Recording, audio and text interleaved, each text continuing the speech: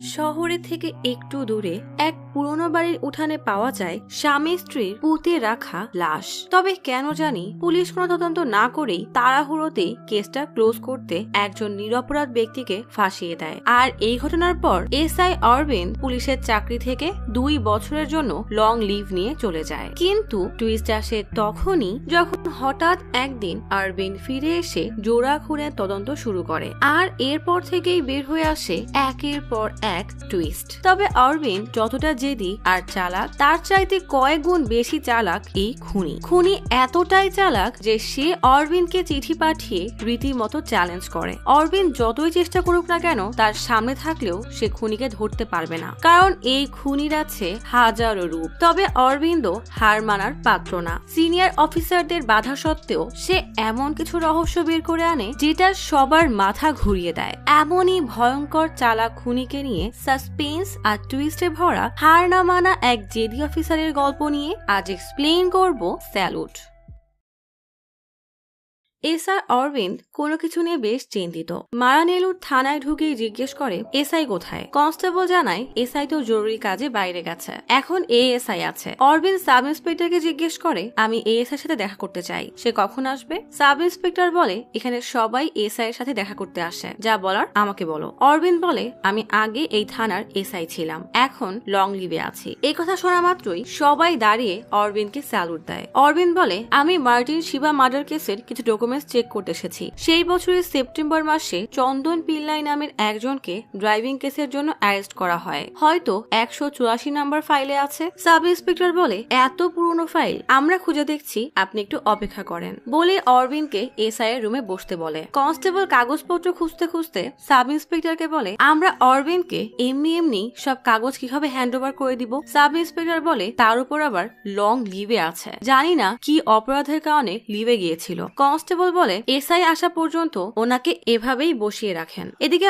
অরবিন্দ রুমে জানালা দিয়ে বাইরে তাকিয়ে আছে, তার কানে এক অদ্ভুত আওয়াজ ভেসে আসছে। ঠিক তখনই সাব ইন্সপেক্টর বলে কাগজ খুঁজতে যেহেতু অনেক সময় লাগছে, ততক্ষণ কি আপনার জন্য চা নাস্তা আনবো। অরবিন্দ বলে আমি রামুর দোকান থেকে চিকেন বাটোরা খেয়ে আসছি। সাব ইন্সপেক্টর বলে রামু মারা যাওয়ার পর তার ছেলে ওখানে একটা হোটেল খুলেছে। অরবিন্দ সেই হোটেলে এসে চা পান করে। বিল দিতে গিয়ে রামুর ছেলে বিকাশ অরবিন্দকে দেখে বলে আপনাকে প্রথমে দেখে চিনতে পারিনি, আপনি এখানে 7 থেকে 8 মাস ডিউটিতে ছিলেন তাই না। অরবিন্দ বলে হ্যাঁ। তবে রামু কবে মারা গেল। বিকাশ বলে 1 বছর হয়ে গেছে। বিকাশ জিজ্ঞেস করে আপনি কি এখন থেকে এখানেই থাকবেন। অরবিন্দ কোনো কথা না বলেই মুচকি হেসে সেখান থেকে বেরিয়ে সোজা থানায় চলে আসে। সাব ইন্সপেক্টর বলে অনেক খুঁজেও ডকুমেন্টস পেলাম না, যেহেতু 3 বছরের পুরনো ফাইল মনে হয় এসপি অফিসে আছে। অরবিন্দ আর চোখে তাকিয়ে বলে চাইলে আমি সাহায্য করতে পারি, আমি এখানকার প্রত্যেকটা সেলফ চিনি। ঠিক তখনই বাইকে করে এসআই মহেশ থানায় আসে। মহেশ থানায় ঢুকেই অরবিন্দকে দেখে স্যালুট দেয়। অরবিন্দ হেসে বলে লিভে থাকা অফিসারকে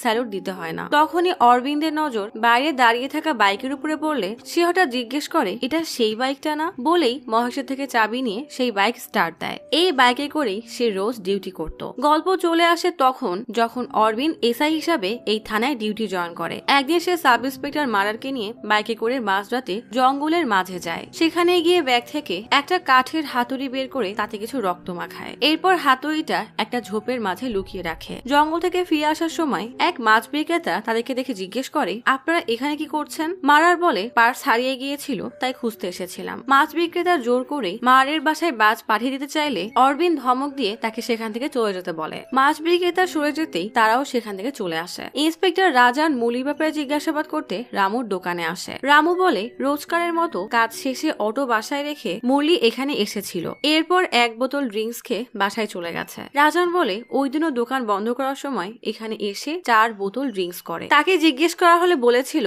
মার্টিনের বাসায় যাচ্ছে। রামু বলে মুরলি অনেক ভালো, সবার সাহায্য করে, নিজের বোনের বিয়েও ঠিক করেছে। রাজন বলে এটা অনেক পুরনো কেস, যে কোনো সময় আবারও ওপেন হতে পারে। পরের দিন সকালে মারার অটোতে করে ইলেকশন অফিসে যাওয়ার সময় প্যাকেট থেকে কিছু একটা বের করে কাগজে মুড়িয়ে রাস্তায় ফেলে দেয়। এরপর সে চুপচাপ নির্বাচনের প্রচার অফিসের বাইরে এসে একটা চায়ের দোকান থেকে সিগারেট কেনে। সেদিন রাতে মারার, রাজান আর অরবিন্দ আবারও গাড়িতে করে ঘন জঙ্গলের মধ্যে গিয়ে একটা রক্তমাখা কাপড় পুড়িয়ে ফেলে। পরের দিন সকালে অরবিন্দ ইলেকশনের প্রচারণার কাজ তদারকি করছিল। তখনই তার কাছে একটা খবর আসলে সে দ্রুত থানায় আসে। থানার বাইরে সবার ভিড় জমে গেছে। পুলিশ কোনো মতে তাদেরকে আটকানোর চেষ্টা করছে। অরবিন্দ সবাইকে ধাক্কা মেরে সরিয়ে ভিতরে এসে মহেশকে জিজ্ঞেস করে ডিওয়াইএসপি এসেছে। মহেশ বলে হ্যাঁ, তবে একটা সমস্যা হয়ে গেছে। থানায় ঢোকার সময় সাধারণ মানুষ অদিত স্যারের টুপি উড়িয়ে দিয়েছে। এটা শুনে অরবিন্দ দ্রুত থানার ভিতরে ঢুকতেই দেখে এমএলএ চিৎকার করে বলছে তোমরা সামলাতে না পারলে আগেই বলতে। এখন ইলেকশনের আর মাত্র 2 সপ্তাহ বাকি। বাইরে মিডিয়া সহ পাবলিক জড়ো হয়ে গেছে। আমি 2 দিনের মধ্যেই রেজাল্ট চাই। এদিকে অরবিন্দ দেখে অজিতের বেহাল অবস্থা। অরবিন্দ থানা থেকে বেরিয়ে যাওয়ার সময় জিজ্ঞেস করে ওরা আসলে কারা ছিল। মহেশ বলে গন্ডগোল বাড়ানোর জন্যই এই গুন্ডাগুলোকে ভাড়া করেছিল। ওরা সবাই রাঘুর গ্যাংয়ের। অরবিন্দ বলে এই রাঘু আর ড্যানিকে বার থেকে অ্যারেস্ট করেছিলাম না। মহেশ বলে হ্যাঁ, তবে 2 জনই এখন পার্টি অফিসে থাকার কথা। তার ভেতরে তো আমরা যেতে পারবো না। অরবিন্দ কোনো কিছু না ভেবে তার বাইক নিয়ে সোজা পার্টি অফিসে এসে একে একে সবাইকে মেরে তক্তা বানিয়ে দেয়। রাতে অজিতের মেয়ে মালা জন্মদিন উপলক্ষে বিশাল বড় পার্টির আয়োজন করা হয়েছে। তখনই রাজান আর বাকি 2জন ইন্সপেক্টর কেস ফাইল নিয়ে সেখানে আসে। অজিতের কাছে উপর মহল থেকে কল আসলে অজিত পার্টি ছেড়ে বাংলোর দিকে আসে। ব্যাপারটা বুঝতে পেরে অরবিন্দ সহ বাকি সবাই অজিতের সাথে আসে। উপর মহল থেকে অরবিন্দের আজকের মারপিটের ঘটনা নিয়ে জিজ্ঞাসাবাদ করা হলে অজিত বলে পার্টি অফিসে গুন্ডাদেরকে লুকিয়ে রাখা হয়েছিল, এমন ইনফরমেশন পাওয়া গিয়েছিল। এই জন্যই অরবিন্দ পার্টি অফিসে গিয়েছিল। যখন ওরা মারতে আসে তখন সেলফ ডিফেন্সে তাদেরকে মারতে হয়। মার্টিনের কেসের ব্যাপারে জিজ্ঞেস করলে অজিত বলে আমাদের তরফ থেকে তদন্ত এখনো থেমে যায়নি, শুধু প্রমাণ জোগাড় করা হচ্ছে। আমাদের ধারণা ওই মুরলি খুন করেছে, খুব তাড়াতাড়ি ওকে অ্যারেস্ট করবো, এই বলেই কল কেটে দেয়। অজিত তার ক্যাবিনে এসে জিজ্ঞেস করে আসল কাহিনীটা কি। রাজান মার্টিনের কেস ফাইল খুলে পড়তে শুরু করে। গত এপ্রিল মাসের 13 তারিখ রাত 11:30টায় অটো ড্রাইভার মুরলি রামুর দোকানে গিয়েছিল। সেখানে বসে সে অনেক ড্রিঙ্কস করে। গল্প চলে আসে সেদিন রাতে যেখান থেকে এই কেসের শুরু। ড্রিঙ্কস করে মুরলি রামুর দোকান থেকে বের হয়। রামু দোকান বন্ধ করে বলে এত ড্রিঙ্কস করে গাড়ি চালাতে পারবে না, আমি তোমাকে বাসা পর্যন্ত পৌঁছে দিচ্ছি। মুরলি বলে কিন্তু আমি তো বাসায় যাচ্ছি না। রামু অবাক হয়ে জিজ্ঞেস করে তাহলে কোথায় যাচ্ছ? মুরলি বলে আমি আমার বোনের বিয়ের সব প্রস্তুতি নিয়ে ফেলেছি। আমার সামর্থ্যের বাইরে গিয়ে ওর জন্য ছেলে খুঁজে বের করেছি। তাদের শর্ত মেনে নেওয়ার আগে আমি মার্টিনকে স্পষ্ট হয়ে বলেছিলাম যে বিয়ের সময় আমাকে অবশ্যই 75,000 টাকা দিতে হবে। সে নির্ভয় রাজি হওয়ার পরেই আমি বিষয়টা নিয়ে এগিয়ে গিয়েছি, কিন্তু এখন সে বলছে টাকা দিতে পারবে না। সে যদি টাকা না দেয় তাহলে কাল বিয়েটা হবে না, আর যদি এমন হয় তাহলে আমি কাউকে শান্তিতে থাকতে দিব না। বলেই অটোতে উঠলে রামু বলে তুমি এখন যেও না। মুরলির কথা না শুনেই সেখান থেকে সোজা মার্টিনের বাসায় আসে। মার্টিন তখন উঠানেই বসা। মুরলি বলে তুমি আমাকে যে 75,000 টাকা দেবে বলেছিলে সেটা আমার কালই চাই, আমার বোনকে বিয়ে দিতে হবে। মার্টিন বলে আমি বলেছিলাম যে পারলে দিব। মুরলি রেগে বলে তুমি তো নিজের দিন তারিখ ঠিক বলেছিলে, তাহলে এখন কথা ঘোরাচ্ছ কেন? বলেই সে মার্টিনকে এক লাথি মেরে চেয়ার থেকে ফেলে দিয়ে মার্টিনের গলা শক্ত করে চেপে ধরে তার সম্পূর্ণ শক্তি দিয়ে দেয়ালের সাথে জোরে ধাক্কা মারে। মার্টিন ভারসাম্য হারিয়ে মাটিতে পড়ে যায়। মার্টিনের স্ত্রী শিবা ভয় চিৎকার করে ওঠে। তখনই মুরলি তার পকেট থেকে পেপার স্প্রে বের করে শিবার মুখের সামনে স্প্রে করে দেয়। নিয়ন্ত্রণ হারিয়ে সেও মাটিতে পড়ে যায়। মার্টিন উঠতে গেলে তার উপরও মুরলি স্প্রে করে দেয়। মার্টিন মাটিতে পড়েছিল। তখনই মুরলি তার কোমরে লুকিয়ে থাকা লম্বা স্ক্রু ড্রাইভার বের করে তখনই বুকের মধ্যে ঘুরিয়ে ঢুকিয়ে দেয়। ঠিক তখনই সে দেখে শিবা ওঠার চেষ্টা করছে। মুরলি আর এক মুহূর্ত দেরি না করে তার বুকে 2বার স্ক্রু ড্রাইভার ঢুকিয়ে দেয়। বাইরে থেকে তালা লাগানোর পরে 2টা লাশ টেনে তাদের পেছনের দিকে নিয়ে যেয়ে সেখানে মাটিতে পুঁতে দেয়। ফুটপাতের মৃত বিড়ালের লাশ থেকে দুর্গন্ধ ছড়ানোর কারণে তাদের লাশের গন্ধ বাইরে আসতে অনেক সময় লেগে যায়। খুনে 2 দিন পরে মার্টিনের ভাই থানায় এসে মার্টিনের নিখোঁজ হওয়ার কেস ফাইল করে। তারপরেই তাদের মৃতদেহের খোঁজ পাওয়া যায়। এই সময়ের মধ্যে বেশ কয়েকটা গুরুত্বপূর্ণ প্রমাণ হারিয়ে গিয়েছিল। মার্টিনের ফোনটা কোথাও পাওয়া যায়নি। কিছু প্রমাণ মুরলি নিজেই নষ্ট করে ফেলেছিল। চার্জশিট পড়া শেষ হলে রাজান ফাইলটা অজিতের হাতে দিলে অরবিন্দ বলে কিন্তু যেই ছেলেটা মার্টিনের কারণে কলেজ থেকে বহিষ্কার হয়েছিল সে এখনো একজন প্রাইম সাসপেক্ট। জিজ্ঞাসাবাদের জন্য আমি তাকে কাল থানায় ডেকেছি। রাজান বলে কিন্তু তার বিরুদ্ধে কোনো এভিডেন্স নেই। মারার বলে মুরলির বোনের বিয়ের জন্য মার্টিন একটা বড় অ্যামাউন্টের টাকা দিতে চেয়েছিল, কিন্তু শেষ মুহূর্তে সে টাকা না দেওয়ায় বিয়েটা ভেঙে যায়। প্রমোদ বলে মার্টিনের স্ত্রী শিবা শপিং এ বা যে কোনো কাজে মুরলির অটোতে করে যেত। মুরলি ওই বাসার প্রতিটা কোণা চিনত, আর এটা মার্টিনের ভাই বয়ান দিয়েছে। তাছাড়াও ওই দুজনের শরীরের ক্ষত বেশ গভীর ছিল, হয়তো স্পাইরাল শেপের লম্বা স্ক্রু ড্রাইভার ব্যবহার করা হয়েছে। মুরলির মতো অটো ড্রাইভারের কাছে এমন স্ক্রু ড্রাইভার থাকাটা খুবই স্বাভাবিক।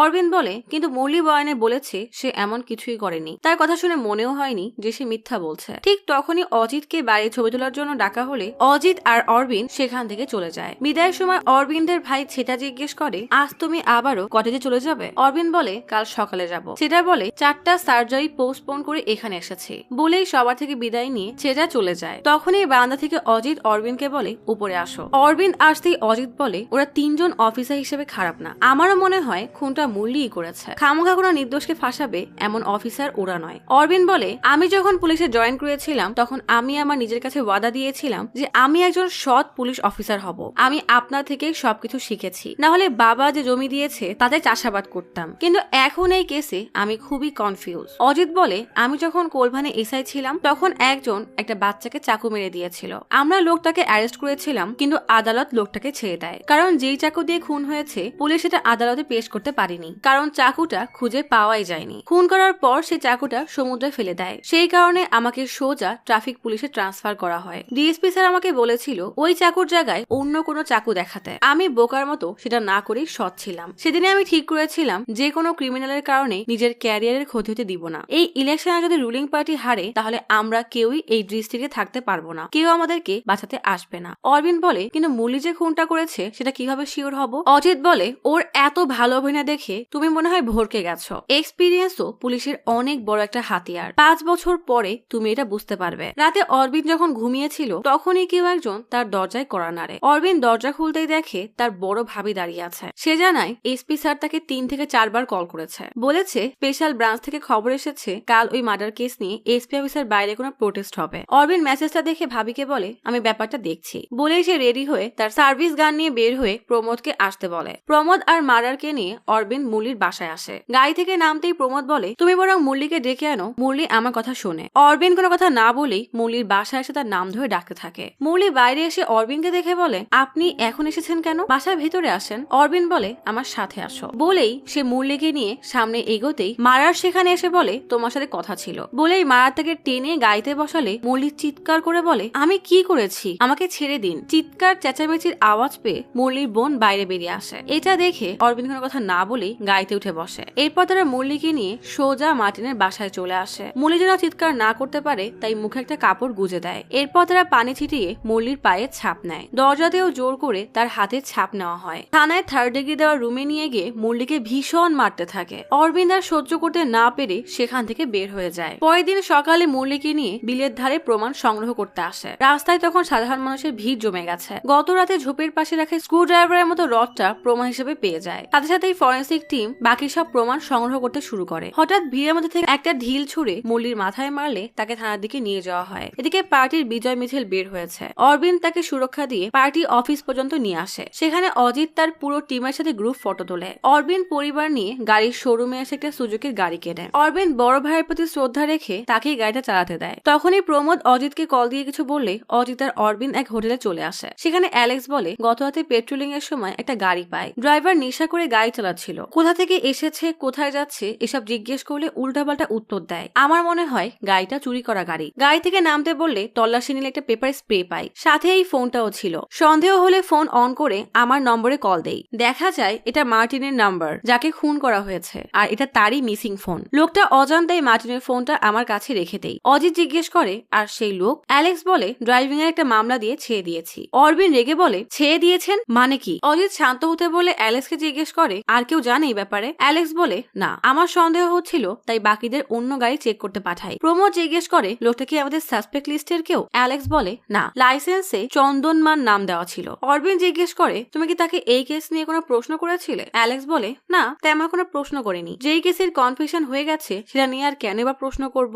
অরবিন্দ বলে, কনফিউশন হয়ে গেছে তো কি হয়েছে, তাকে কাস্টাডিতে নেওয়া উচিত ছিল। অজিত জিজ্ঞেস করে, নিয়ে কি বা করবে? অরবিন্দ বলে, মিসিং ফোন, পেপার স্প্রে এসব যখন পাওয়া গেছে কোনো কাহিনী তো অবশ্যই আছে। অজিত বলে, আদালতে ট্রায়াল চলছে, সমস্ত প্রমাণ আর আসামিকে উপস্থাপন করা হয়ে গেছে, এখন আমাদের আর কিছুই করার নেই। মূলের বিপক্ষে যে প্রমাণ দেখিয়েছি সেগুলোর কি ব্যাখ্যা দিব? 3.5 মাস ধরে সে জেলে আছে, এই দায়ভার কে নিবে? আমাদের ভুল হয়ে গেছে, মাফ করে দেন, এটুকু বললেই সমস্যার সমাধান হবে না। ইউনিফর্ম ছেড়ে আমাদের সবাইকে জেলে যেতে হবে। অরবিন্দ জিজ্ঞেস করে, তাহলে কি করতে হবে এখন? অজিত বলে, ওই লোকটা নেশা করে গাড়ি চালানো একটা সাধারণ মানুষ, তাকে নিয়ে এত বেশি চিন্তা করার দরকার নেই। অরবিন্দ জিজ্ঞেস করে, তাহলে মুরলির কি হবে? প্রমোদ বলে, জেল থেকে বের হয়ে আসলে আমরা তার চলার যাওয়ার জন্য একটা ব্যবস্থা করে দিব। মদনও বলে এসব ভুলে যাওয়াই আমাদের জন্য ভালো। অরবিন্দ রেগে বলে পলিটিক্যাল প্রেসারের জন্য একজন নিরপরাধীকে ধরে আসামি বানাবো? অজিত বলে নিজের জ্ঞান থেকেই বলছি, যতক্ষণ নেতা নির্বাচন রাজনীতি থাকবে ততক্ষণ এই সিস্টেম বদলাবে না। আমরা 5 না হলে অন্য কোনো 5 জন ঠিকই এই কাজটা করত।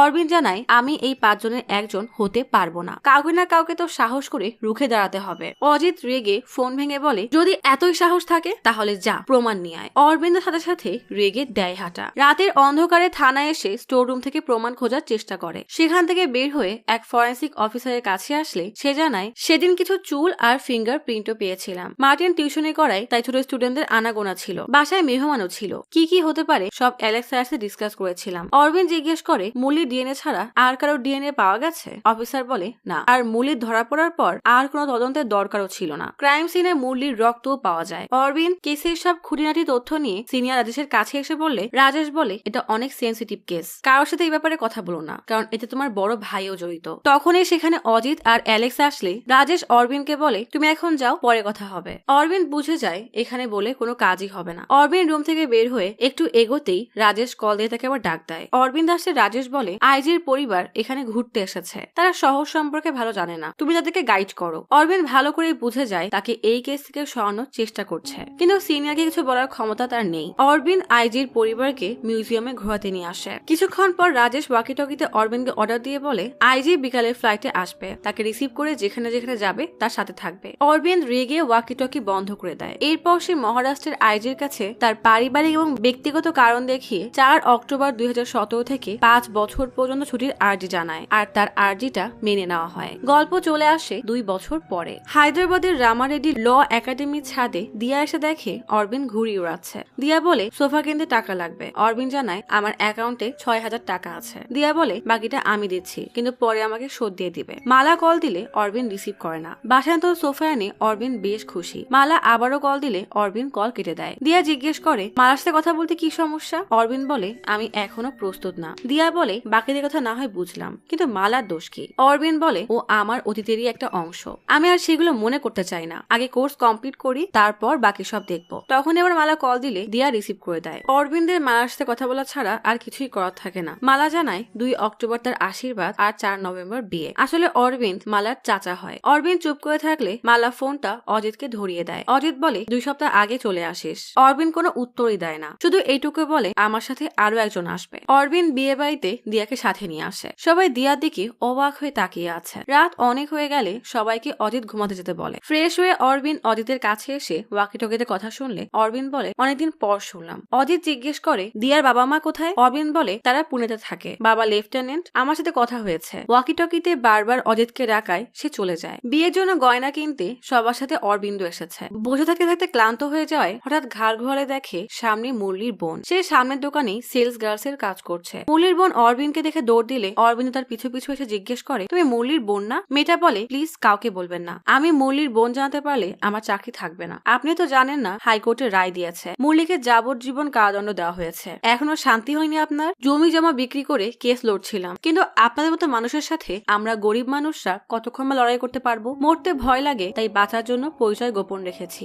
বলেই মেয়েটা চলে যায়। এমন কথা শুনে অরবিন্দের বেশ খারাপ লাগে। কেউ হাসি খুশি বিয়ে শপিং করছে, তো কেউ এমন লুকিয়ে বেড়াচ্ছে। অরবিন্দ মুরলির সাথে জেলে দেখা করতে গেলে মুরলি বলে প্রমোশন, মেডেল কিংবা বাঁচার জন্য যেই কারণেই বলেন না কেন, আমার জীবনের এই দিনগুলো আপনি ফিরাতে পারবেন না। আমার বোন সুন্দর একটা জীবন পেতে পারত, কিন্তু সব শেষ হয়ে গেছে। আপনি যান আর আমায় এসে জীবন কাটান বলেই মুরলি চলে যায়। অরবিন্দের নিজের উপরই প্রচন্ড রাগ হয়। ডিপার্টমেন্টের এক অনুষ্ঠানে অজিত তার সিনিয়র সাথে প্রমোশনের কথা বলছে। তখনই মদন আর প্রমোদ এসে অজিতকে সাইডে ডেকে বলে আপনার ভাই মুরলির সাথে দেখা করতে জেলে গিয়েছিল। অজিত বলে সে তো আমার পরিবারের সাথে শপিং এ গেছে। প্রমোদ বলে না, 45 মিনিট আগে গিয়েছিল।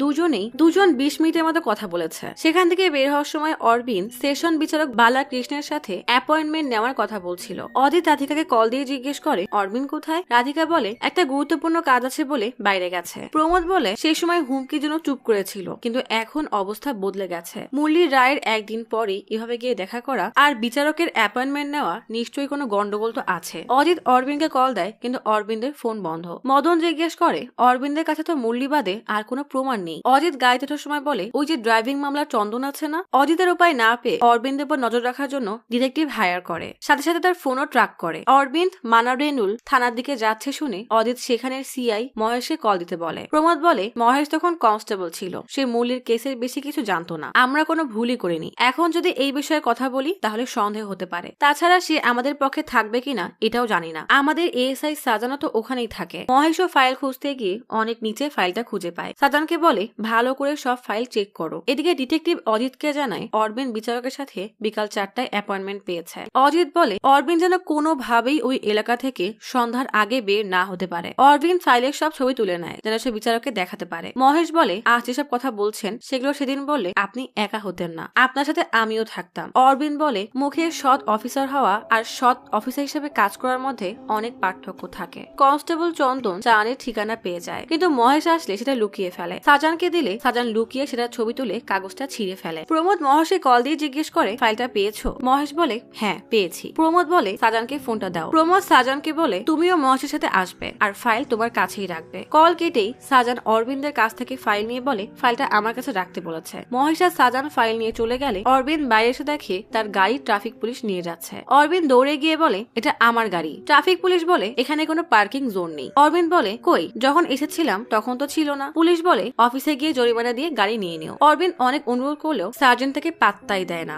অরবিন্দ বুঝে যায় সে যেন বিচারকের কাছে না যেতে পারে, তার জন্যই এসব প্ল্যান করা হয়েছে। প্রমোদ কনস্টেবলকে কল দিয়ে বলে 4টা পর্যন্ত অরবিন্দকে আটকে রাখো। কনস্টেবল বাড়িতে দেখে অরবিন্দ মহেশের বুলেট নিয়ে বেরিয়ে পড়েছে। অরবিন্দকে আটকানো কি এত সহজ? সে এই কেসের সত্য সবার সামনে যেভাবেই হোক আনবে। প্রমোদ চুরির অপরাধে ওই এরিয়ার এসপি কে কল দিয়ে বলে অরবিন্দকে গ্রেফতার করো। এসপি বলে কিন্তু মহেশকে তো লিখিত অভিযোগ দিতে হবে। প্রমোদ বলে আগে গ্রেফতার করো, পরে দেখছি। অপরদিকে অরবিন্দ বিচারকের কাছে পৌঁছে তাকে ফাইলের সব ছবি দেখায়। বিচারক বলে এতে প্রমাণটা কোথায়? অরবিন্দ বলে এসব মিথ্যা সাজানো ছবি, অনেক কিছু তো আমি নিজেই করেছি। বিচারক বলে যখন চার্জশিট ফাইল হলো হাইকোর্ট রায় দেয় তখন তুমি কোথায় ছিলে? অরবিন্দ বলে আমি চেষ্টা করেছিলাম, হায়ার অফিসে অভিযোগ করেছিলাম, কিন্তু তখন এই পর্যন্ত আসার সাহস আমার ছিল না। বিচারক জিজ্ঞেস করে অজিত তোমার বড় ভাই, তোমাদের সম্পত্তি কি ভাগাভাগি হয়ে গেছে? অরবিন্দ হতবম্ব হয়ে যায়। বিচারক বলে এত সময় চুপ করে থাকার পর এখন হুট করে এসব বলছো, এর পেছনের কারণ কি সেটা তো আমাকে জানতে হবে। টাকার জন্য নাকি টিমের কারোর প্রতি বদলা নিতে এসব করছো? যে কেউ এসে একটা কথা বললেই আদালত সেটা বিশ্বাস করবে না,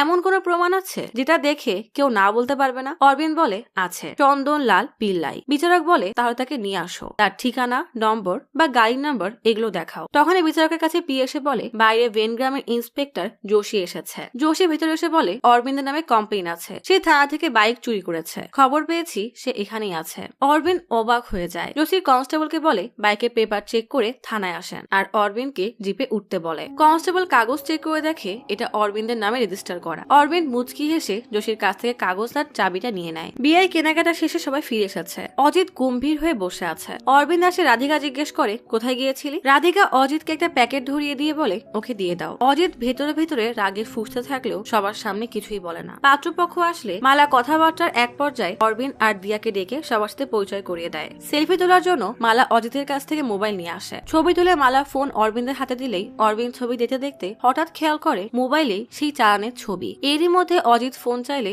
অরবিন্দ ফোনটা দিয়ে দেয়। অজিত ফোন নিয়ে ভেতরে এসে দেওয়ালের আড়ালে লুকিয়ে অরবিন্দের উপর নজর রাখে। অরবিন্দকে স্বাভাবিক দেখে নিশ্চিন্ত হয় যে সে কিছুই দেখেনি। গভীর রাতে সবাই ঘুম। কিছু একটা শব্দ পেয়ে অজিতের ঘুম ভেঙে যায়। নিচে সিঁড়ি এসে দেখে দিয়া আর অরবিন্দ কোথায় যেন যাচ্ছে। রুমে জানালা দিয়ে উকি মেরে দেখে দিয়া অরবিন্দকে চুপি চুপি বাসা থেকে বের হতে সাহায্য করছে। অরবিন্দ চলে গেলে দিয়া এসে রুমের সোজা দরজা লাগিয়ে দেয়। লুকিয়ে থাকা অজিতের মনে এবার ভয় কাজ করতে থাকে। পরের দিন সকালে অরবিন্দ চন্দনলাল পিল্লাইয়ের বাসা থেকে বেশ দূরের এক দোকানে বসে চা পান করছে। স্কুল বাস এসে বাচ্চাদেরকে নিয়ে গেলে অরবিন্দ পিল্লাইয়ের ঠিকানা অনুযায়ী সেই বাসায় আসে। এক বয়স্ক লোক বলে পিল্লাই আগে এখানেই ভাড়া থাকতো, অনেক বছর হয়েছে এখান থেকে চলে গেছে, এখন আমিই থাকি। তা আপনি কে? অরবিন্দ বলে আমি তার পূর্ব পরিচিত, অনেকদিন ধরে যোগাযোগ নেই, আপনি কি জানেন সে এখন কোথায় থাকে? লোকটা বলে এই কথা তো আমিও জিজ্ঞেস করতে চেয়েছিলাম, আমরাও অনেকদিন ধরে তাকে খুঁজছি, আপনি ভেতরে আসেন। ভেতরে আসলে লোকটার স্ত্রী জিজ্ঞেস করে আপনারা নেভির পরিচিত? অরবিন্দ বলে না, বাইরের। লোকটা বলে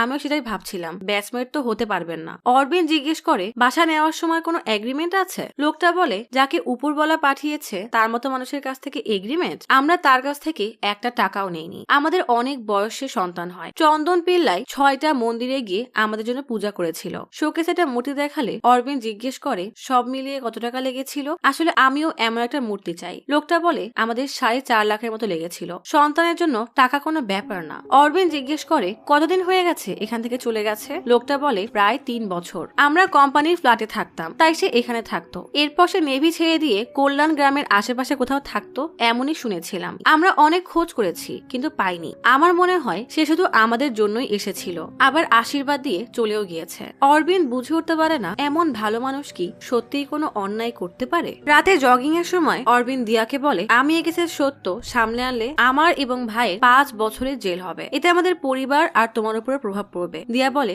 জানি, তোমার একটা ভুলের জন্য চাকরি ছেড়েছো, আমি তোমার থেকে অনেক কিছু শিখেছি। তখনই হুট করে এক বাইকার অরবিন্দদের গা ঘেঁষে চলে গেলে দুজনেই বেশ ভয় পেয়ে যায়। সামনের দিকে খেয়াল করে দেখে কতগুলো মেয়ে কতগুলো ছেলের সাথে ঝগড়া করছে। বাইকারটা তাদের মাঝখান দিয়ে চলে যায়, আবার ফিরে এসে মেয়েগুলোকে বিরক্ত করতে থাকে। অরবিন্দ রেগে তেরে গিয়ে একটা হকি দিয়ে বখাটিগুলোকে বেধরে মারতে থাকে। দিয়া এসে বলে থামো, এখন না তুমি পুলিশে নেই। অরবিন্দ শান্ত হয়ে যায়। অজিত আইজির অফিসে আসলে আইজি বলে গত রাত 11টায় এসে তোমার ভাই বলল সে আবার জয়েন করতে চায়। আমি এখানে থানায় জয়েন করতে বললে সে জানিয়েছে মানা রেনুল থানায় জয়েন করবে। এখানের এসআই মহেশ সিটি পোস্টিং চেয়েছিল, তাই অরবিন্দকে পোস্টিং দিতে সমস্যা হয়নি। অজিত অনেক রাগ হলেও আইজির সামনে নিজেকে স্বাভাবিক রাখে। পরের দিনে অরবিন্দ আবারও ইউনিফর্ম পরে ডিউটি জয়েন করার আগেই আসে মার্টিনের বাসায়। চারপাশ ঘুরে ঘুরে দেখে বহুদিন বন্ধ থাকায় ধুলাবালি আর পোকামাকড় বাসায় ভরে গেছে। তেমন কিছু না পেলেও হঠাৎ অরবিন্দের নজর পড়ে শোকেজে রাখা সেই মূর্তির উপরে, যেমনটা চন্দনের খোঁজ করতে গিয়ে সেই বয়স্ক লোকের বাসায় দেখেছিল। সেখান থেকে ফিরে অরবিন্দ অজিতের অফিসে রিপোর্ট করতে আসলে অজিত রেগে বলে তুমি রিজয়েন করছো সেটা আমাকে অন্য কারো কাছ থেকে শুনতে হয়েছে। যাই হোক, খামটা রাখো। পানখাড়া আমরাবাতিতে তোমার পোস্টিং হয়েছে, কালই জয়েন। তুমি গেলে ওখানে এসআই অন্য জায়গায় যাবে। অরবিন্দ আর কোনো কথা না বলেই স্যালুট দিয়ে চলে যায়। অমরাবতীর জন্য রওনা হওয়ার আগে অরবিন্দ বিকাশকে ডেকে বলে আমার বদলি হয়ে গেছে। কিছু পোস্টার দিয়ে বলে একটা তোমার হোটেলে লাগাও আর বাকিগুলো অন্য জায়গায়। যদি কেউ জিজ্ঞেস করে তাহলে বলবে আমি জানি না, কেউ একজন এসে লাগিয়ে গেছে। বিকাশ দেখে পোস্টারে চন্দন পিল্লাইয়ের নাম দিয়ে সন্তান হওয়ার উপায় বলার একটা বিজ্ঞাপন, নিচে অরবিন্দের নম্বর দেওয়া। অরবিন্দ ম্যাপ দেখে দেখে গাড়ি চালাচ্ছে। সন্ধ্যার সময় এক লোক অরবিন্দকে কল দিয়ে বলে আমি মানারেলুন থেকে বিকে প্রকাশ বলছি। বিয়ে হয়েছে 8 বছর হয়ে গেছে কিন্তু এখনো বাচ্চা হয়নি। আপনার কাছে যদি কোনো উপায় থাকে। অরবিন্দ তার কোয়ার্টারে পৌঁছে যায়। অরবিন্দ প্রকাশকে বলে আমিও আগে মানারেলুনে থাকতাম, মার্টিনকে জানতাম, এখন আর ওখানে থাকি না। প্রকাশ জিজ্ঞেস করে এটা কি আয়ুর্বেদিক নাকি হোমিওপ্যাথি। অরবিন্দ বলে কিছু পূজা অর্চনা আছে, বাকিটা দম্পতিকে দেখে তারপর বলতে পারবো। এদিকে এক হোটেলে বসে অজিতের টিম অজিতকে বলে কয়েক জায়গায় পোস্টার টাঙিয়েছি, বিকাশের দোকানেও। জিজ্ঞেস করলে বিকাশ বলে সে খেয়াল করেনি যে কে লাগিয়েছে। বেশি প্রশ্ন করার মতো কারণও ছিল না, তাই আর কিছু জিজ্ঞেস করিনি। পোস্টারে এখন পর্যন্ত অরবিন্দের নম্বরই আছে। আর মহেশও মনে হয় শহরে খোঁজ করছে। অ্যালেক্স বলে আপনি একবার অরবিন্দের সাথে কথা বলে দেখেন। অজিত বলে ওর সাথে আর কি কথা বলবো, যা বলার ছিল বলে দিয়েছি। অ্যালেক্স বলে আমার মনে হয় না অরবিন্দ এত সহজে এই কেস ছেড়ে দিবে। অজিত বলে তদন্ত করার জন্য ওর এখানে আসা লাগবে, আর সে যেন না আসতে পারে সেটা ওর সিনিয়রদেরকে বলেছি, তারাই সামনে নেবে। অ্যালেক্স বলে এই কেসের সত্যটা বাইরে আসলে আসলেই সমস্যা হবে। রামলালের কাহিনী মনে আছে? ভুল মানুষকে লকআপে টর্চার করার জন্য তার জীবন নরক হয়ে গিয়েছিল, পুরো পরিবার আত্মহত্যা করেছিল। শুধু সেই না, এমন কেসের সাথে জড়িত সবার পরিণতি এমনই হয়। আর এই খবর মিডিয়ায় গেলে সব শেষ হয়ে যাবে। দিয়া অরবিন্দকে কল দিয়ে বলে ওদিকে কি খবর। অরবিন্দ বলে গরম অনেক বেশি, মাঝে মাঝে 2-1 বৃষ্টি হয়, তবে অভ্যাস হয়ে যাচ্ছে। তখনই এক মহিলা থানায় এসে বলে আমি একজনকে অনেক ভালোবাসতাম, সে আমাকে ঠকিয়েছে। অরবিন্দ তার নাম আর পরিবার সম্পর্কে জিজ্ঞেস করলে মহিলাটি বলে তার নাম জানকী, স্বামী ছেড়ে চলে গেছে। যাকে ভালোবাসে সে ত্রিশুরে থাকে, তার নাম দীপক বিশ্বাস। সেখানে বাসা বানাবে বলে মহিলাটার কাছ থেকে 50,000 টাকা নিয়েছিল। 1 সপ্তাহ পর টাকা ফেরতও দেয়। জানকী ফোনে বাসার ছবি দেখায়। গৃহপ্রবেশ আর বিয়ে একসাথে করবে বলেছিল। কিছুদিন আগে 1 লাখ টাকার দরকার বলে জানকী টাকা পাঠায়। তারপর থেকে তার আর খোঁজ নেই। অরবিন্দ জিজ্ঞেস করে কখনো চেহারা দেখোনি? জানকী বলে না, অনলাইনেই পরিচয়। এই মাসের 25 তারিখ আমার জন্মদিন, সেদিনই আসবে বলেছিল। তখনই অরবিন্দের কল আসে। চন্দন ভেবে অপর লোকটা অরবিন্দকে অনেক গালি দিয়ে বলে যে চন্দন তার টাকা নিয়ে পালিয়েছে। এদিকে জানকীও বকবক করতে থাকে। অরবিন্দ ফোনে ঠিকমতো কথা শুনতেই পায় না। বেশ রাগ করে জানকীকে ঝাই দিয়ে বলে না দেখে না চিনে একজনকে টাকা দিয়ে এখন কান্না করছেন। মহেশ মুজি নামে এক লোকের সাথে দেখা করতে আসলে মুজির সোনার চেনের ছবি দেখিয়ে বলে পিল্লাই বলেছিল সোনার চেনে বিশেষ শক্তি আছে, 6 মাস ঘরে রাখলে আমার মেয়ের বিয়ে হবে। তাই তার কথার জালে ফেসে 2.5 লাখ টাকা দিয়েছিলাম। চেন বানিয়ে আনবে বলে টাকা নিয়ে গিয়েছিল আর আসেনি। মহেশ জিজ্ঞেস করে নগদ দিয়েছিলেন? মুজি বলে হ্যাঁ, লোকটা অনেক ভালো ছিল, সন্দেহ করার মতো কিছুই ছিল না, আর থাকার জন্য উপরে রুম দিয়েছিলাম। মহেশ উপরে দিকে যেতে যেতে জিজ্ঞেস করে কোনো ঠিকানা আছে? মুজি বলে কল্যাণপুরে থাকতো, এটাই জানি। এনআইডি কার্ড দেখিয়েছিল কিন্তু তার কপি রাখার কথা মাথায় আসেনি। পরে জানতে পারি সে ব্রুনের কোথাও থাকে, সেখানেও খুঁজতে গিয়েছিলাম কিন্তু কিন্তু পিল্লাই জানতে পেরে পালিয়ে যায়। মহেশ রুমে এসে সন্দেহজনক তেমন কিছুই পায় না। একটু সামনে দিকে গিয়ে দেখে জানালা দিয়ে মার্টিনের বাসা দেখা যাচ্ছে। মহেশ জিজ্ঞেস করে এত কাছে বাসা, তাহলে তো মার্টিন চন্দনকে চিনতো? মুজি বলে হ্যাঁ চিনতো, আমিই পরিচয় করিয়ে দিয়েছিলাম। ওদের কোনো বাচ্চা ছিল না। চন্দন বলেছিল সে বাচ্চা হওয়ার পূজা অর্চনা জানে, তাই মার্টিনের বাসায়ও পূজা করিয়ে তার কাছ থেকেও বেশ ভালোই টাকা নেয়। কিন্তু সেই টাকা উদ্ধার করার আগেই মুরলি মার্টিনের খুন করে। দাফনের সময়ও চন্দন সেখানেই ছিল। মহেশ মুজির বাসা জানালা থেকে মার্টিনের বাসার ছবি তুলে অরবিনকে পাঠায়। অরবিন ক্রাইম রেকর্ড অফিসে অফিসার আনায়ারকে কল দিয়ে বলে আমি এক আসামির খোঁজ করছি, একটু চেক করে দেখো তো, নাম চন্দন পিল্লাই। আনায়ার নাম চেক করে বলে এই নামে 5 জন আছে, একজন 3 বছর জেলে। আরো কিছু তথ্য পেলে হয়তো শিওর হওয়া যেত। অরবিন বলে বয়স 45 থেকে 40-এর মধ্যে হবে। আনায়ার বলে 3 জন আছে, একজন তো জেলে আর একজন সাধারণ চুরিচামারি করে আর একজনের নামে ধোঁকাবাজির কেস ছিল। অরবিন বলে এটাই হবে। আনায় তার ঠিকানা দিলে অরবিন সেটা লিখে নেয়। আনায় স্পেশাল ব্রাঞ্চ থেকে খবর নিয়ে কিছুক্ষণ পর অরবিনকে বলে তেমন কোনো কেস নেই, তবে 2 সপ্তাহ আগে পিল্লাই বা চন্দন নামে পাসপোর্ট ভেরিফিকেশন হয়েছে। পরশু রাতে আবুধাবি যাচ্ছে, সেখানে নাকি চাকরি পেয়েছে। যদি ধরতে চান তাহলে প্রমাণ লাগবে। অরবিন বলে না, কোনো প্রমাণ নেই। আনায়ার বলে একবার চলে গেলে আর কখনোই হাতে আসবে না, তাই আপনাকে সময়ের আগেই পৌঁছাতে হবে। অরবিন তাড়াতাড়ি কলটা কেটে চিন্তা করতে থাকে যে এখন কি করা যায়। পরের দিন অফিসে এসে সিনিয়রকে বলে কল্যাণপুরে একটা জরুরি কাজ আছে, 2 দিনের ছুটি লাগবে। সিনিয়র বলে তোমার লজ্জা করে না? 2.5 বছর ছুটিতে ছিলে, জয়েন করেছো 2 সপ্তাহ হয়নি, আবার ছুটি যাচ্ছ? 1 বছরের মধ্যে ছুটির কথা বলতে আমার কাছে আসবে না। তোমার সম্পর্কে মুম্বাই থেকে খবর পেয়েছি, তোমার নামে মহিলা কমিশন থেকে কমপ্লেন এসেছে, তুমি কোনো মহিলার সাথে বাজে ব্যবহার করেছো। তার কমপ্লেন নিতে কি সমস্যা? অরবিন বলে আসলে একটা ফোন কল ট্রেস করা ছিল। সিনিয়র থামিয়ে দিয়ে বলে আজকে টাউন হলে মিটিং আছে, সেখানে গিয়ে জবাব দিও। অরবিন মিটিং এ আসলে মহিলা কমিশনার জিজ্ঞেস করে আপনি ওই মহিলাকে গালি দিয়েছিলেন? অরবিন বলে হ্যাঁ। কমিশনার মাফ চাইতে চাইলে অরবিন্দের জুনিয়র বলে মহিলা যে নাম্বার দিয়েছিল আমার সেটা ট্রেস করেছি, দীপক নামের কেউ ট্রিসও থাকেই না। নম্বরটা কল্যাণপুরের কোন রনির নামে রেজিস্টার করা, আর এই মাত্র লোকেশন পেয়েছি, সেখানে ক্রাইম স্কোয়াড পাঠিয়ে দিয়েছি। কল্যাণপুরের নাম শুনে অরবিন বলে পরিস্থিতি বেশ গম্ভীর, তাই আমি আর আমার টিম এখনই কল্যাণপুর যাচ্ছি। কমিশনার বলে এটা আপনাদের অফিসিয়াল ব্যাপার। অরবিন এই ঝামেলা ছড়াতে জানকীকে সরি বলে। বাসে করে অরবিন আর তার জুনিয়র রওনা হলে মাঝপথের তথ্য পেয়ে জুনিয়র বলে রনি এখন বিচের কোথাও একটা চাকরি করছে। অরবিন তাকে স্টপে দাঁড়িয়ে বলে আমার কিছু কাজ আছে, তুমি গিয়ে রনিকে ধরো, তারপর আমাকে জানাবে। বাস থেকে নেমে অরবিন চন্দনের ঠিকানা এসে দেখে সে লাগেজ গাড়িতে রেখে চলে যাওয়ার প্রস্তুতি নিচ্ছে। অরবিন এসে জিজ্ঞেস করে চন্দন পিল্লাই? চন্দন বলে হ্যাঁ। অরবিন পাসপোর্ট চেক করে দেখে। চন্দন বলে এই নাম এইখানে থানায় যেসব কেস ফাইল হয়েছে সেগুলো আমার নামে, কিন্তু এই লোকটা আমি না। আমার নাম আর পরিচয় অন্য কেউ ব্যবহার করেছে। এত বছর নেভিতে সম্মানের চাকরি করার পর আমার নামে কিসব কেস হয়েছে জানেন? হত্যা, মানি লন্ডারিং, ভিসা ফ্রড, গাড়ি চুরি, আরো না জানি কত কি। 1.5 বছর ধরে কোর্টের চক্কর কাটতে কাটতে আমার জীবন শেষ হয়ে গেছে। রিমান্ডে নেয়, চাকরি যায়, কেস লড়ে তারপরে নিরপরাধ প্রমাণ হয়েছি। কিন্তু যেভাবে কোর্টকে নিজের প্রমাণ দিয়েছি সেভাবে মানুষকে বোঝাতে পারিনি। ওই মানুষটার দ্বারা প্রতারিত হওয়া মানুষগুলো আমার বাসায় আসতো, কেউ বিশ্বাস করতো, কেউ করতো না। গ্রামবাসীও আমার পরিবারকে এক ঘরে করে দেয়। অরবিন বুঝে উঠতে পারে না লোকটা সত্য বলছে নাকি মিথ্যা। চন্দন বলে এটাই আমার শেষ রাস্তা, সিকিউরিটির চাকরি, বাচ্চাদের খাওয়াতে পড়াতে হবে, এটাকেও শেষ করে দিতে চাচ্ছেন? দেন,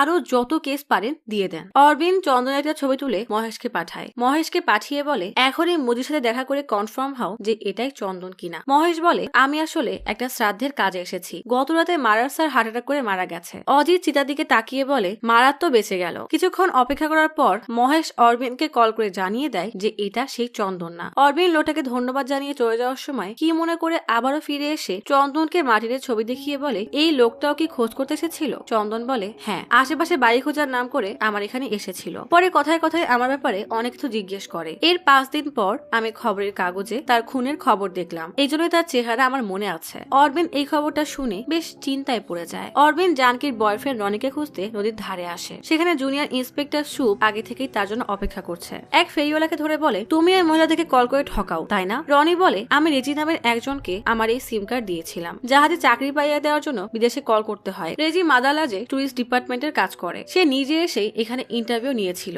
বিয়ের অনুষ্ঠানের জন্য তৈরি হয়ে দিয়া অরবিনের সাথে দেখা করতে আসে। অরবিন বলে আমার কাছে কোনো উপায় নেই। মালার জন্য কেনা গিফটটা দিয়ার হাতে দিয়ে বলে এটা মালাকে দিয়ে দিও, বিকালে আবার ফিরে যাব। আর সেই একই রুটিন। তখনই শুভ আর রবি আসে। শুভ বলে সত্যি রেজি নামের একজন টুরিস্ট ডিপার্টমেন্টে আছে। অরবিন সোজাপুর টুরিস্ট ডিপার্টমেন্টের রেজির সাথে দেখা করতে আসলে রেজি বলে এসআই বলেছিল আপনি বিকালের পরে আসবেন। রেজির এক হাতে ব্যান্ডেজ করা। রেজি বলে হাসপাতালে আমি যে বয়ান দিয়েছিলাম এই কাগজেও তাই লেখা আছে। বলেই সে সেটা পড়তে শুরু করে। কাগজে লেখা আমার নাম রেজি, আমি মাত্রালয়ে আপার ডিভিশন স্টেশনে চাকরি করি। আমার পরিচয় ব্যবহার করে কোন এক অপরিচিত লোক মানুষকে ঠকিয়ে যাচ্ছে। গত সপ্তাহে থেকে তার কাছ থেকে টাকা খোয়ানো 3 জন আমার কাছে আসলে আমি এই ব্যাপারে জানতে পারি। তাদের মধ্যে একজনের থেকে আমি লোকটার ফোন নম্বর নিয়ে তাকে কল করে বলি আমার একটা চাকরি চাই। সে আমাকে 25,000 টাকা নিয়ে আকসার আইল্যান্ডে যেতে বলে। অরবিন রেডি সহ তার টিম নিয়ে বোটে করে আকসার আইল্যান্ডের উদ্দেশ্যে বেরিয়ে পড়ে। সামনে একটা বাড়ি দেখতে পেয়ে শুভ দ্রুত তার ফোন বের করে সেই একই বাসায় একটা ছবি বের করে অরবিনকে দেখিয়ে বলে এই একই বাড়ির ছবিও জানকীকে পাঠিয়েছিল, তার মানে সে আশেপাশেই কোথাও আছে।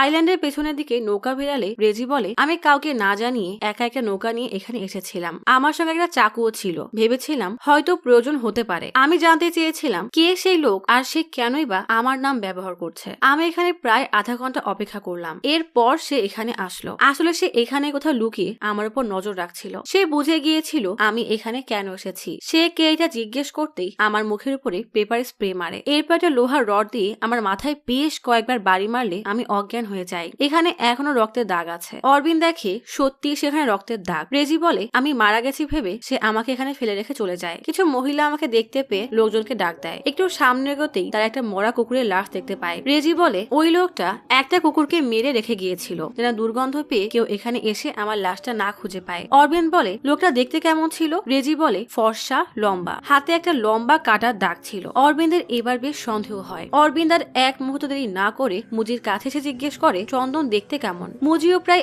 একই বর্ণনা দেয় যে চন্দন দেখতে লম্বা, ফর্সা, এমনকি তার হাতে একটা লম্বা কাটার দাগ আছে। সে বলেছিল অ্যাক্সিডেন্টের কারণেই এমনটা হয়েছে। অরবিন্দ এবার সেই বাসার কাছে আসলেই শুভ বলে এই বাসাটা শ্রীনাথ নামের একজনের। 10 দিন আগেই এই বাড়ির গৃহপ্রবেশ হয়েছে। সে তার পরিবারের সাথে ছুটি কাটাতে গেছে। অরবিন্দ শুভকে বাসার ছবি দেখাতে বললে ছবিটা দেখে অরবিন্দ কি মনে করে যেন সেই বাসায় একটা ছবি তুলে নেয়। ছবি তুলে অরবিন্দ বলে এই ছবিটা এখান থেকে তোলা হয়নি বলে সে ক্যামেরা হাতে নিয়ে বেশ খানিকটা পিছিয়ে আসে। অনেক দূরে আসার পর বুঝতে পারে আসলে ছবিটা বাড়ির দিক উল্টো পাশে থাকা আর একটা পুরোনো বাড়ি থেকে তোলা হয়েছে। সবাই সেই বাড়ির দিকে এগিয়ে গিয়ে বাড়ির বাইরে দাঁড়িয়ে থাকা একটা বাইক দেখে অরবিন্দ বলে দ্রুত এই বাইকের বিস্তারিত বের করো। অরবিন্দ খেয়াল করে বাড়ির দরজা ভেতর থেকে লাগানো। এদিকে শুভ বাইকের বিস্তারিত চেক করে বলে এটা আসলে একটা i10 গাড়ির নম্বর। অরবিন্দ বন্দুক হাতে নিয়ে বাড়ির চারপাশটা ঘুরে ঘুরে দেখতে থাকে। তখন হঠাৎ দেখে বাসার পেছনে একটা দরজা খোলা। সে একটা লাথি মেরে দরজা ভেঙে ভেতরে ঢুকে যায়। বাড়ির ভেতরে অনেক মানুষের পাসপোর্ট আর আইডেন্টি কার্ড আছে। ভেতরের বেডরুমটা বেশ সুন্দর করে সাজানো। তারা সবকিছু চেক করে দেখতে থাকে। আলমারির ভেতরে বেশ দামি দামি শোপিস রাখা, সবগুলো দেখতে প্রায় একই রকমের। আলমারির এক কোনায় বেশ কিছু ড্রিঙ্কস এর বোতল রাখা। অরবিন্দ কি মনে করে যেন ওয়াশরুমের দিকে এগিয়ে যায়। তখন একজন এসে জিজ্ঞেস করে কে ওখানে? অরবিন্দ বন্দুক তাক করলে বলে পুলিশ। তুমি কে? লোকটা কাঁপতে কাঁপতে বলে আমি পেছনের বাসায় থাকি, আমি এই বাসার কেয়ারটেকার। অরবিন্দ জিজ্ঞেস করে এখানে কে থাকে? লোকটা বলে কাস্টম অফিসার ভিনয় মোহন, সে এই বাসায় ভাড়া থাকে, আপাতত তার বাসায় গেছে। অরবিন্দ জিজ্ঞেস করে কবে আসবে, কিছু বলেছে? কেয়ারটেকার বলে আমার মনে হয় সে কাল অবশ্যই এখানে আসবে, সবসময় দুপুরের আগেই ফিরে আসে। অরবিন্দ বলে বাসা ভাড়ার এগ্রিমেন্ট বা আইডেন্টি প্রুফ নিয়ে আসো। কেয়ারটেকার বলে ওসব কিছুই নেই। অরবিন্দ মারতে গেলে লোকটা ভয়ে ভয়ে বলে আসলে সে ক্যাশ টাকা দেয়। তখনই শুভ অরবিন্দকে ডাকলে অরবিন্দ দেখে বিছানায় অনেক মানুষের আইডি কার্ড রাখা। অরবিন্দ কেয়ারটেকারকে জিজ্ঞেস করে এর মধ্যে সে কোনটা? কেয়ারটেকার বলে এগুলোর মধ্যে কেউই না। অরবিন্দ বলে লম্বা, ফর্সা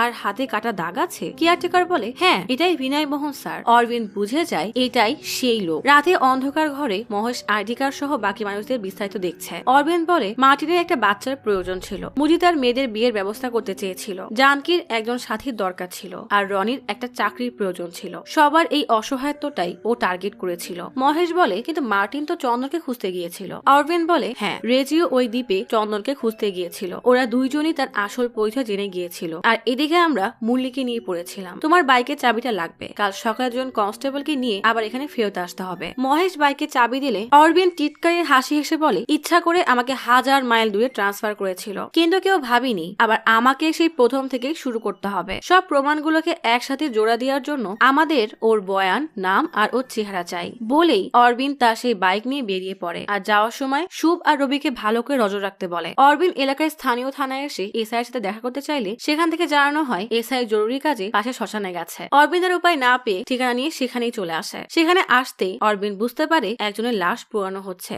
2 নভেম্বর 2019 সালে মঙ্গলবার সকালবেলা একটা ডেড বডি পাওয়া যায়। কোন এক অজানা গাড়ি হাইওয়েতে তাকে ধাক্কা মারে। লোকটা প্রায় 6 ফুট লম্বা আর ফর্সা। তার ঘাড়ে আর হাতে একটা লম্বা কাটা দাগ আছে। অরবিন্দ অবাক হয়ে ভাবে পুরো বিস্তারিত সেই লোকটার সাথে মিলে যাচ্ছে যাকে সে এতদিন ধরে খুঁজছে। এসআই আসলে অরবিন্দ জিজ্ঞেস করে কে মারা গেছে। এসআই বলে জানি না, গত 4 থেকে 5 দিন ধরে লাশটা মর্গে পড়েছিল। খবরের কাগজেও ছাপানো হয়। অরবিন্দ লাশের বিস্তারিত দেখতে চাইলে লাশের বিকৃত একটা ছবি দেখতে পায়। এটা দেখে তার চেহারা বোঝার কোনো উপায় নেই। অরবিন্দ কান্না করতে করতে উঠতে থাকা ছায়ের দিকে তাকিয়ে থাকে। এত কষ্ট করেও সে এই লোকটাকে জীবিত অবস্থায় খুঁজে পায়নি। সেদিন রাতেই অরবিন্দ সোজা বাসায় এসে অজিতের সামনে দাঁড়ায়। অরবিন্দকে দেখে অজিত অবাক হয়ে যায়। অরবিন্দ অজিতের হাতে মার্টিন শিবা কেসের একটা ফাইল তুলে দিলে অজিত ফাইলটা খুলে দেখে। অজিত বলে, যতক্ষণ পর্যন্ত নাকে খুঁজে পাচ্ছ ততক্ষণ পর্যন্ত এসব জিনিসের কোনো মানেই নেই। অরবিন্দ বলে, ওকেও পেয়ে যাব। এই পাশে ইন্দোরে একটা হোটেলে উঠেছে। ইনফরমেশন অনুযায়ী 2-3 দিন এখানেই থাকবে। আমি কাল ওখানেই যাচ্ছি বলেই সেই ফাইলটা সেখানে রেখেই চলে যায়। অরবিন্দ যেতেই অজিত দ্রুত ফাইলটা নিয়ে প্রমোদকে কল দেয়। প্রমোদকে কল দিয়ে বলে, যাকে সেদিন রাস্তায় ড্রিঙ্কস করে গাড়ি চালাতে দেখেছিলে তাকে এখন দেখলে চিনতে পারবে? প্রমোদ বলে, হ্যাঁ পারবো। অজিত বলে, তুমি অ্যালেক্সকে নিয়ে এখানে চলে আসো, আমাদেরকে এখনই ইন্দোরে যেতে হবে।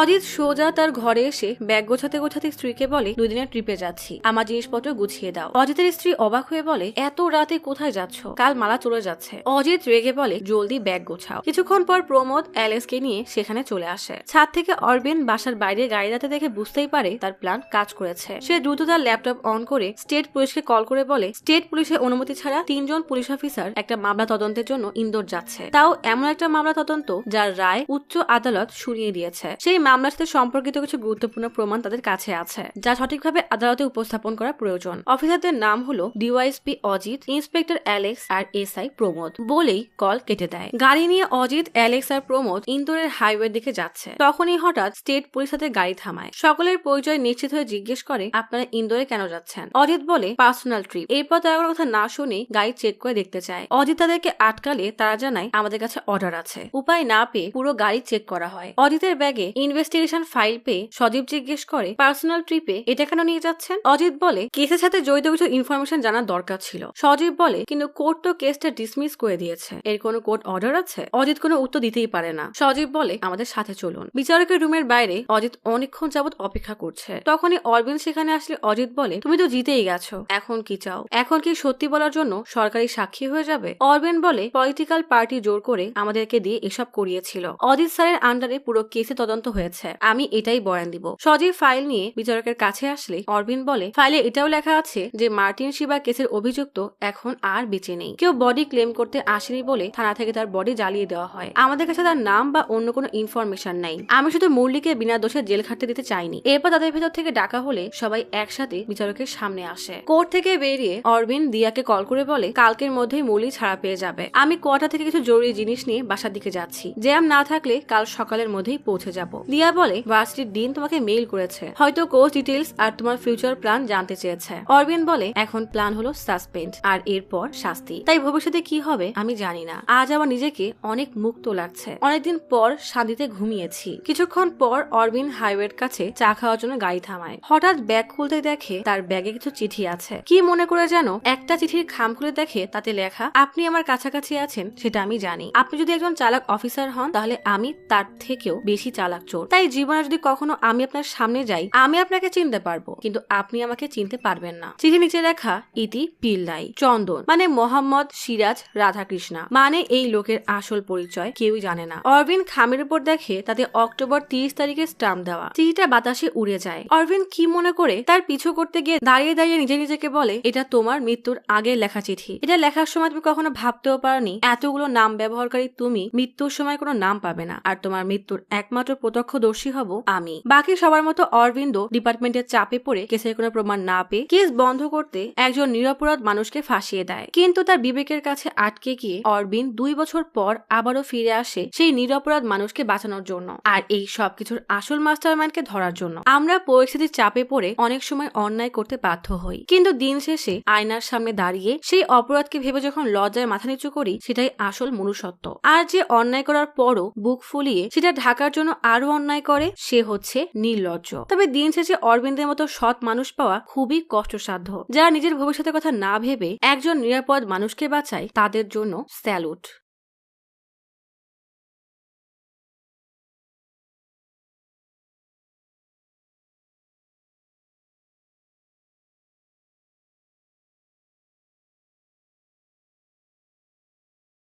আজ তাহলে এখানেই চলে যাচ্ছি। শীঘ্রই ফিরবো নতুন অথবা পুরাতন ইউনিক কোনো মুভির গল্প নিয়ে। ফিরে আসা পর্যন্ত লাইক, কমেন্ট এবং সাবস্ক্রাইব করে অচিরার গপ্পসপের সাথেই থাকুন। পাশে থাকা বেল আইকনটি ক্লিক করে রাখুন। দেখা হবে পরের ভিডিওতে।